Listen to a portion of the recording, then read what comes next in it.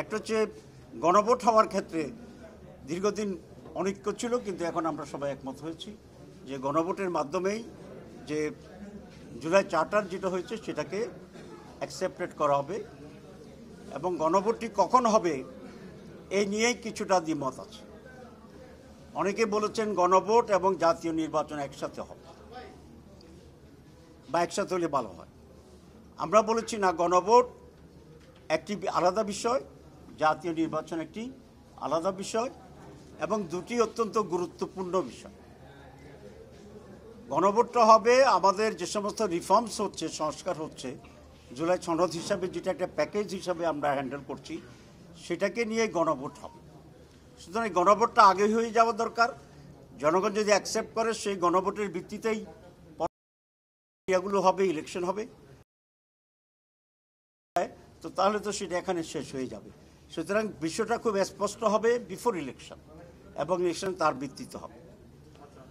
আবার অনেকে বলছেন যে দুটা ইলেকশন না করে একসাথে যদি আমরা দুটোই করে ফেলতে পারি তাহলে হতে পারে। দুটা ইলেকশন একসাথে হলে এটা হতে পারে, একটা ইলেকশনকে অ্যাভয়েড করা যায়, এটা একটা ভালো দিক আছে, কিন্তু মন্দ দিক আছে অনেক বেশি।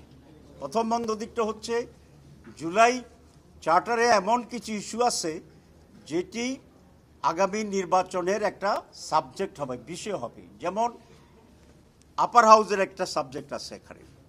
তা আপার হাউজের যদি আমরা গণভোটটা অ্যাকসেপ্টেড হয়, তো তাহলে আপার হাউস তো আগামী নির্বাচনের সময় এটা নির্বাচনের একটি অংশ হবে। যদি আপনি একই দিন করেন তো তাহলে আপার হাউস কি হবে কি হবে না, টিকবে কি টিকবে না, দরকার আছে কি নাই, জনগণ গ্রহণ করবে কি করবে না, এটা তো আনডিসাইডেড রয়ে গেল ওই দিন পর্যন্ত। সেটা একটা অনিশ্চিত বিষয়ের উপরে আপনি গিয়ে সেখানে একই দিন যদি হয় এটাকে আপনি আনসার্টেনিটির ভিতরে ফেলে দিবেন। This is one. সেকেন্ড হচ্ছে দুইটা নির্বাচন এবং গণভোটের বিষয়টা একই ভাগ্যের সাথে হয়ে যায়। ধরুন একটা কেন্দ্রে ভোট হলো না, আমাদের দেশে জাতীয় নির্বাচনে তো এরকম ঘটনা ঘটছে অতীতে, তো তাহলে সে এলাকায় গণভোটের যে রায়, সে রায়ও তো স্থগিত হয়ে যাবে।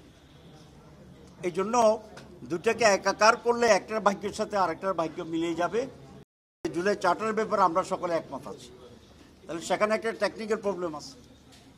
অনেকে এটা বলেছেন যে নির্বাচন তো সুষ্ঠু হবে, এটা আমরা আশা করি, আমরা অবশ্যই আশা করি, কিন্তু দুইটা সম্প্রতি ছোট ছোট নির্বাচন হয়েছে।